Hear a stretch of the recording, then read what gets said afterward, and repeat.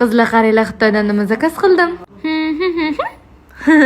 Issiqligini qarang. Uyi tozaligini o'ylagan holda suvli plissos zakaz qildim. Plissos orqali siz gilam, divan tozalasangiz bo'ladi. Wow! Plissosda o'zini nasatkalari bor. Xudoga shukr, hech qayerda sinmasdan tuppa-tuzuv kepti. Endi idishchasiga suv to'ldiramiz.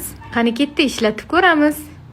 Idishchaning ichiga kapsula sovuramiz, divanlarni toza qilib berishlik uchun.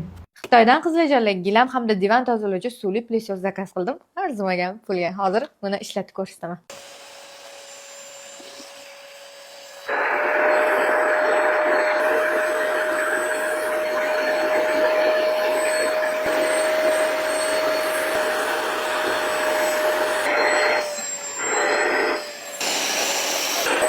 Qani endi gilamlarni ham qilib ko'ramiz, chunki bu gilamga ham, divanga ham deb yozilgan. Bu gilamni nasatkasi, ishqalab tozalaymiz hozir.